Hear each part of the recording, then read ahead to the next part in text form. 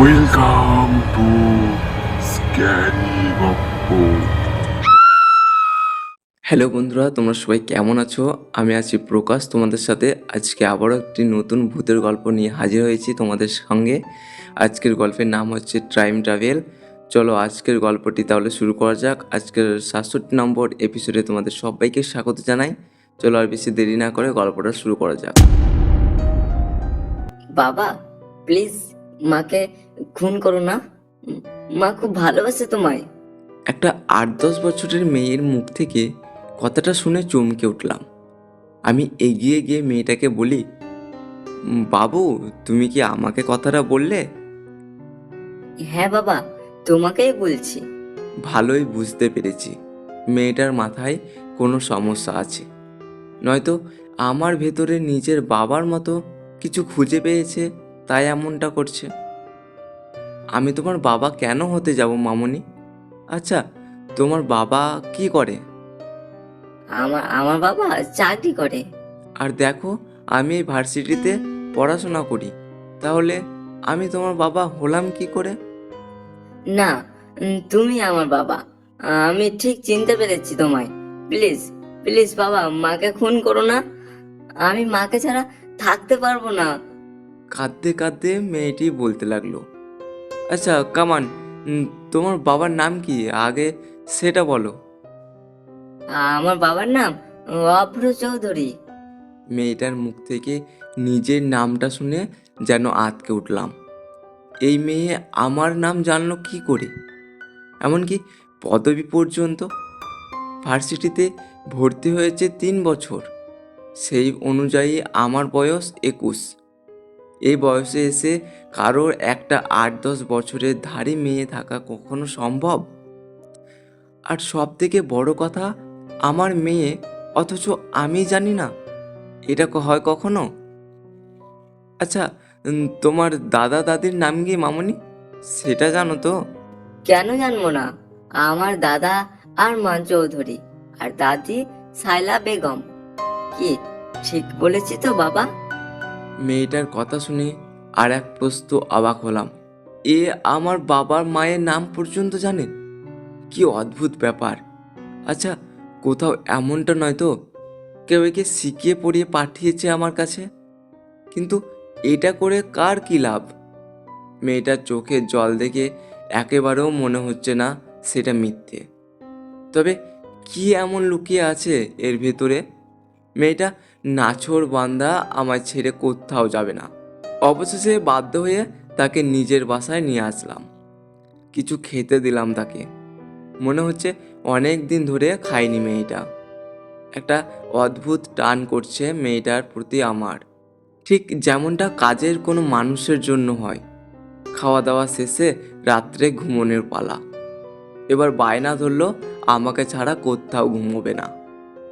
মেয়েটা আমাকে যতই বাবা বলুক না কেন, ওর আর আমার বয়সের ব্যবধান মোটেও সেরকম নয়। তাই মেয়েটাকে নিয়ে এক বিছানায় শুতে ভীষণ ইতস্তত বোধ হচ্ছিল। একটু পরে মেয়েটা ঘুমিয়ে পড়ে। ঘরের লাইটটা অফ করতে যাব, হঠাৎ একটা জিনিস চোখে পড়লো আমার। মেয়েটার প্যান্টের পকেট থেকে একটা কাগজের মতো কিছু দেখা যাচ্ছে। মনে হচ্ছে কোনো পত্রিকার কাগজ। কাগজটা বের করে এনে তারপর খুলে দেখতে লাগলাম। যা ভেবেছিলাম তাই, একটা পত্রিকার কাগজ। কিন্তু অদ্ভুত বিষয় হলো, কাগজের উপরে 2032 সাল উল্লেখ করা। তার মানে খবরের কাগজটা 32 সাল, অর্থাৎ আজ থেকে 10 বছর পরের। এটা দেখে পুরোপুরি মাথা ঘুরে গেল আমার। 32 সালের খবরের কাগজ এখন এলো কি করে? খবরের কাগজে চোখ বোলাতে যা দেখতে পাই, নিজেকে আর স্থির রাখতে পারলাম না আমি। ভয় আর আতঙ্কে হাত পা কাঁপতে লাগলো আমার। হে খোদা, এত আমার ছবি, যেখানে স্পষ্ট লেখা আছে আমি আমার স্ত্রীকে খুন করেছি। আর সেই স্ত্রী আর কেউ নয়, আমার বর্তমান গার্লফ্রেন্ড তানিস্কা। এমনকি 8-10 বছরের একটা মেয়েও আছে আমাদের। মেয়েটার নাম ইলিয়ানা। মেয়েটার ছবির সাথে এই মেয়েটার চেহারা হুবহু মিলে যাচ্ছে। আর কিচ্ছু বুঝতে বাকি রইল না। তার মানে ছোট্ট মেয়েটা যা বলেছে সব অক্ষরে অক্ষরে সত্যি। ও সত্যি আমার মেয়ে। কোনোভাবে ভবিষ্যৎ থেকে অতীতে চলে এসেছে নিজের মাকে বাঁচাতে, যাতে এমন কোনো দুর্ঘটনা না ঘটে। কিন্তু তানিষ্কা অর্থাৎ আমার স্ত্রীকে কেন খুন করতে যাব আমি? 10 বছর পরে কি এমন ঘটবে আমাদের ভিতরে? আরে মেয়েটা ভবিষ্যৎ থেকে বর্তমানে এলোই বা কী করে? এটা ভাবতেই সারা শরীর ঠান্ডা হয়ে যেতে লাগলো আমার। নিজের শ্বাস প্রশ্বাস ক্রমশ দ্রুততর হতে থাকে। ভয়ে ভয়ে মেয়েটার দিকে তাকাতে লাগলাম। আমার পাশে শুয়ে থাকা ইলিয়ানার দিকে ভয়ে ভয়ে তাকাতে লাগলাম। একটা অদ্ভুত অনুভূতি হচ্ছিল নিজের ভিতর। ও আমার নিজের মেয়ে, যার কিনা বর্তমানে পৃথিবীতে কোনো অস্তিত্ব নেই, অথচ সে আমার সামনেই আছে। মেয়েটার মাথায় হাত দিয়ে একটু আদর করে দিলাম। মনের অজান্তেই চোখ থেকে 2 ফোঁটা জল ওর গালের উপরে গিয়ে পড়ল। অমনি ইলিয়ানের ঘুম ভেঙে যায়। বাবা, তুমি এখনো ঘুমোওনি? না মা, ঘুম আসছে না। একটা কথা বলি বাবা। বলো। তুমি মাকে মারবে না তো? মায়ের কিছু হয়ে গেলে আমার কি হবে বাবা? আমায় আদর কে করবে? ইলিয়ানের প্রশ্নের কি উত্তর দেব আমি নিজেও বুঝতে পারছি না, তাই চুপ করে রইলাম। ততক্ষণে ইলিয়ানা আমার কোলের ওপর মাথা রেখে শুয়ে পড়েছে। হঠাৎ আমার মাথায় একটা বুদ্ধি খেলে গেল। ইলিয়ানা তো ভবিষ্যৎ থেকে এসেছে, আমি ওর মাকে খুন করেছি, ও বারবার এটাই বলছিল।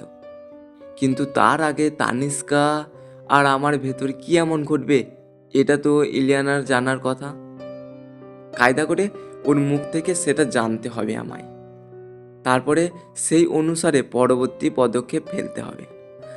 আচ্ছা মা, একটা কথার উত্তর দাও তো। তোমার আর তোমার বাবার মায়ের সম্পর্ক ঠিক কেমন?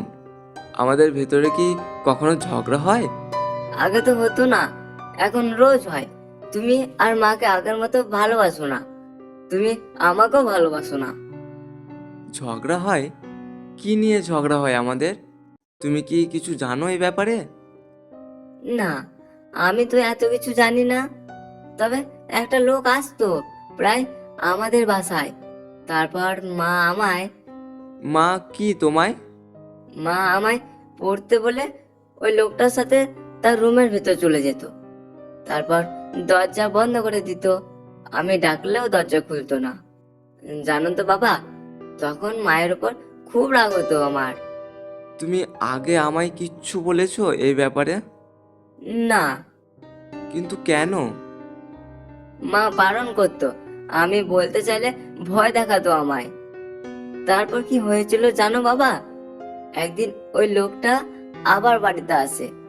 তখন মা বাড়িতে ছিল না, আমি একা ছিলাম। লোকটা আমার মুখ চেপে ধরে মায়ের ঘরে নিয়ে যায়। তারপর আমার গায়ের সব জামা কাপড় খুলে নেয়। তারপর নিজের গায়ের জামা কাপড় খুলে ফেললো। আমি চিৎকার করে তোমায় আর মাকে ডাকছিলাম। এরপর লোকটা একটা কাপড় দিয়ে আমার মুখটা বন্ধ করে দেয়। তারপর তারপর থাক মা, আর কিছু বলতে হবে না তোমায়। এবার চুপ হয়ে যাও তুমি। আমার আর কিছুই বুঝতে বাকি রইল না।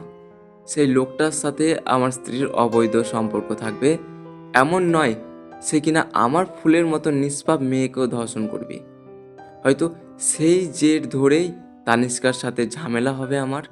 না, এই মুহূর্তে ইলিয়ানাকে আর কিচ্ছু জিজ্ঞেস করার সাহস হচ্ছে না আমার। বাবা হয়ে নিজের মেয়ের মুখে তার ধর্ষণের বিবরণ কি করে শুনি? যদিও ইলিয়ানাকে বাস্তবে আমি এখনো জন্ম দিইনি, কিন্তু এটা তো ঠিক ও আমারই মেয়ে। বর্তমানে পৃথিবীতে আর কয়েকদিন পরেই হয়তো জন্ম হবে ওর। তারপর ও ধীরে ধীরে বড় হতে থাকবে।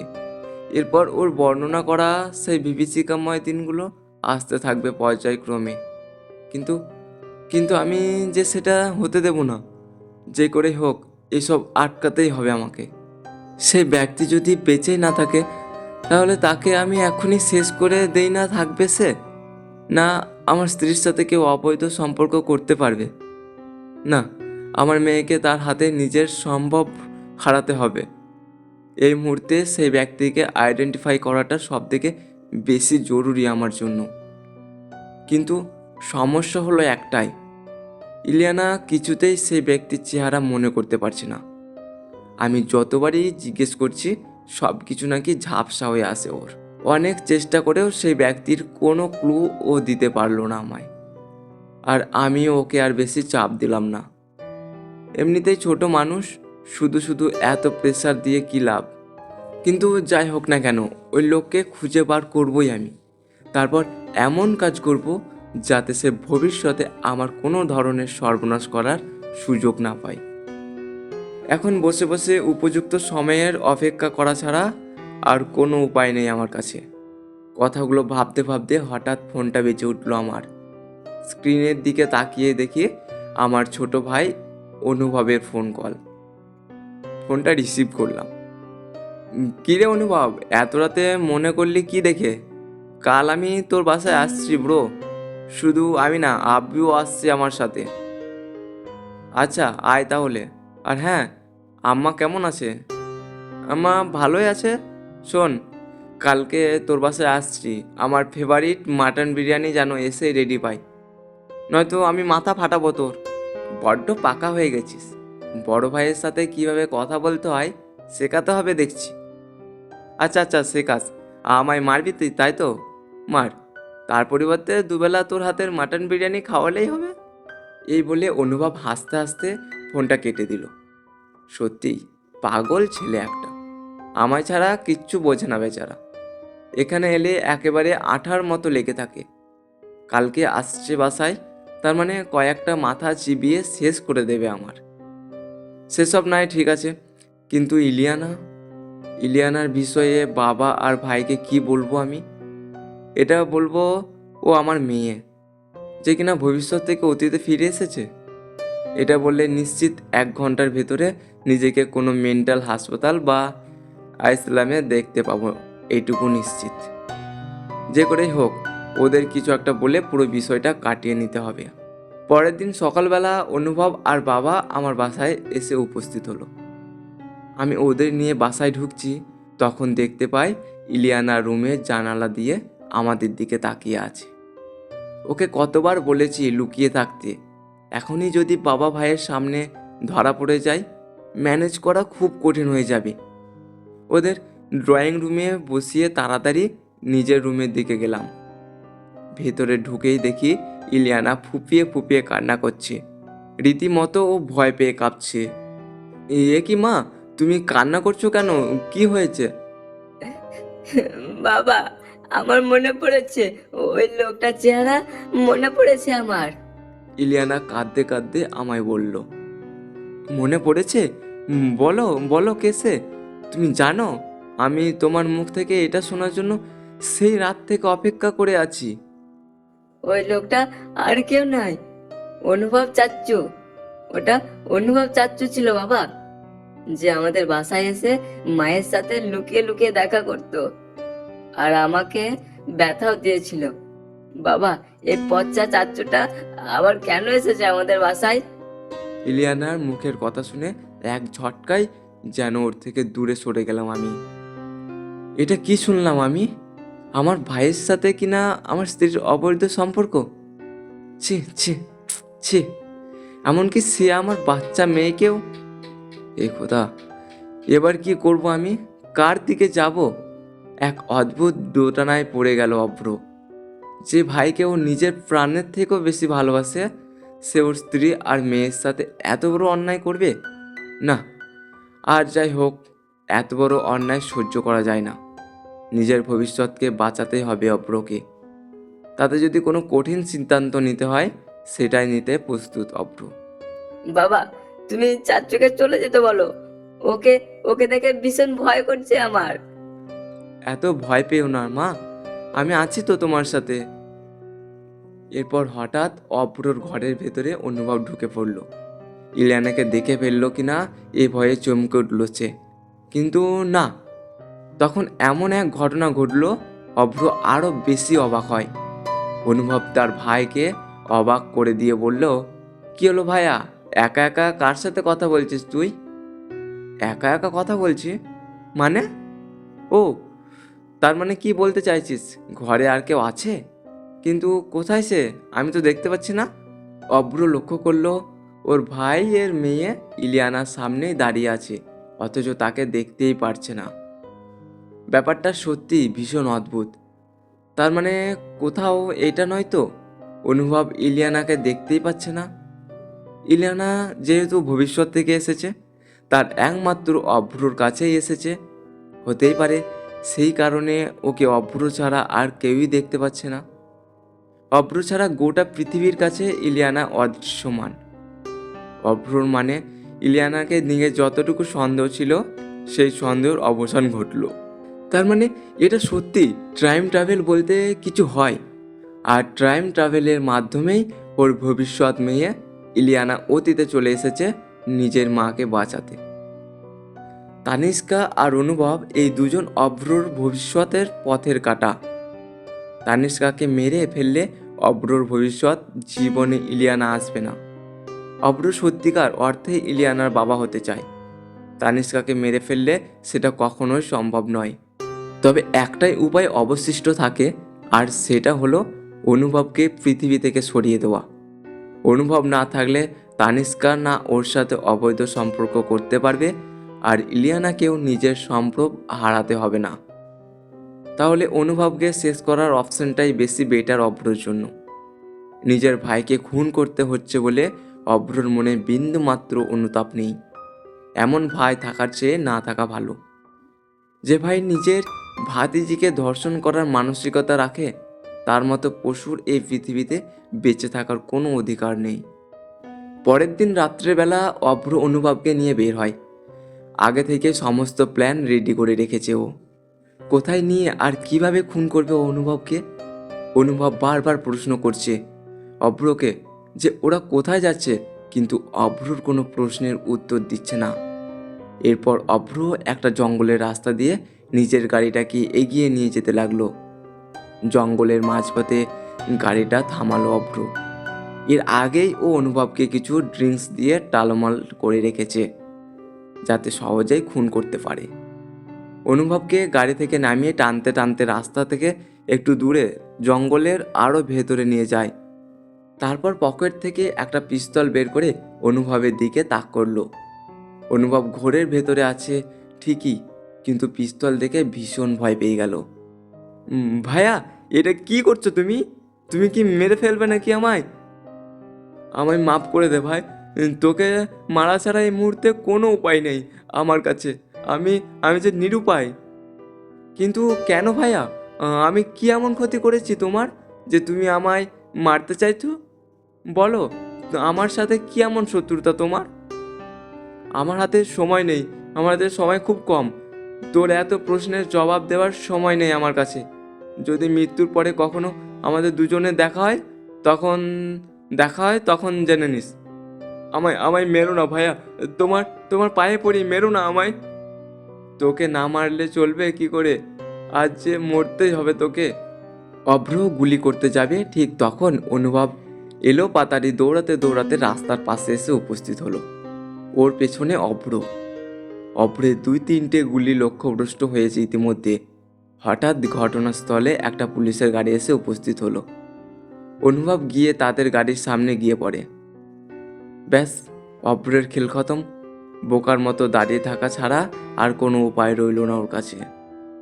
পুলিশ অনুভবের থেকে সমস্ত ঘটনা জেনে অভ্রকে গ্রেপ্তার করলো।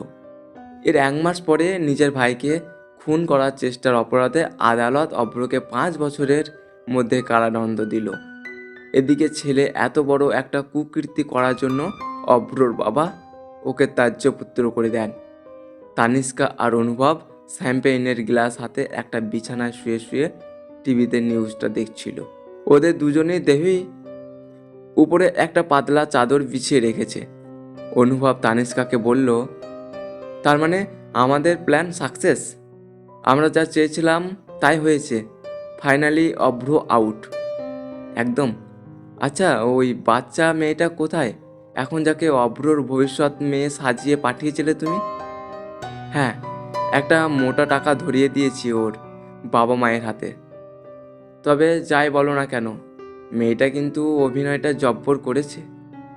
সে আর বলতে, দেখে নিও, ও বড় হয়ে অনেক বড় অভিনেত্রী হবে। এরপর শ্যাম্পেনের গ্লাস দুটো মেঝেতে ফেলে দিয়ে অনুভব তানিষ্কাকে আরও কাছে টেনে নেয়। দুজনের ভেতরে আর কোনো দূরত্ব রইল না। এভাবেই টাইম ট্রাভেলের নামে একটা মাস্টার প্ল্যান করে নিজের বড় ভাইকে নিজের পথ থেকে সরিয়ে দিয়েছে অনুভব। তানিষ্কা ছিল ওর এই মাস্টার প্ল্যানের মূল হত্যা, কারণ ও কখনো অভ্রকে ভালোই বাসেনি, ভালোবেসেছিল ওর ছোট ভাই অনুভবকে। এখন অনুভব ওর বাবার কোটি কোটি টাকার সম্পত্তির মালিক। ওদের দুজনের প্ল্যান, এই সম্পত্তি ওরা দুজন নির্বিঘ্নে ভোগ করবে। গল্প এখানে শেষ নয়। এদিকে তানিষ্কা ওর আর এক প্রেমিকের সাথে পরিকল্পনা করছে, যেভাবেই হোক অনুভবকে বিয়ে করে ওর সমস্ত সম্পত্তি হস্তগত করতে হবে, তারপর ওকে নিজের পথ থেকে সরিয়ে দেবে। এদিকে অনুভবের মনের চিন্তাও ভিন্ন। ও চায় তানিষ্কাকে নিজের ইচ্ছে মতো ভোগ করে ছুঁড়ে ফেলে দিতে। বেশি বাড়াবাড়ি করলে তানিষ্কাকে দুনিয়া থেকে সরিয়ে দেওয়ার জন্য প্রস্তুত অনুভব। তবে আর যাই হোক, এই দুজনের জন্য ভয়ঙ্কর ভবিষ্যৎ অপেক্ষা করছে, এটা নিশ্চিত। অন্যকে ঠকিয়ে কেউ ভালো থাকতে পারে না। লোভ মানুষকে এভাবেই ধ্বংসের দ্বার প্রান্তে পৌঁছে দেয়, যা মানুষ নিজেও আঁচ করতে পারে না। ভবিষ্যৎ সৃষ্টিকর্তা নির্ধারণ করে, ভবিষ্যৎ পাল্টানোর ক্ষমতা কারোর নেই। অভ্র সেই চেষ্টাটাই করতে চেয়েছিল, যার শাস্তি ওকে ভোগ করতে হচ্ছে। একলা অন্ধকার ঘরে, কোনো চার দেয়ালে আবদ্ধ হয়ে, যেখানে না আছে মুক্তির আনন্দ, না আছে বেঁচে থাকার অবলম্বন, কেবল হতাশা আর হতাশা। অভ্র নিজেও জানে না যে কবে ওর এই হতাশা থেকে মুক্তি মিলবে। আজকের এই গল্পটা কেমন লাগলো অবশ্যই তোমরা কমেন্ট করে জানিয়ে দিও। আর তোমরাও গল্প লিখে পাঠাতে চাইলে ডেসক্রিপশন বক্সে মেল আইডি দেওয়া আছে, সেখানে তোমরা মেল করে দিও। দেখা হচ্ছে পরবর্তী একটা গল্পে তোমাদের সাথে। আর যারা চ্যানেলটিকে এখনও সাবস্ক্রাইব করোনি, প্লিজ প্লিজ তোমরা চ্যানেলটিকে সাবস্ক্রাইব করে সঙ্গে থেকো। আর তোমরা অনেকেই গল্পটা শুনছো না, প্লিজ গল্পটা একটু মন দিয়ে শুনতে থাকো পুরো গল্পটা, আর কমেন্টে জানিয়ে দিও তোমাদের মতামত।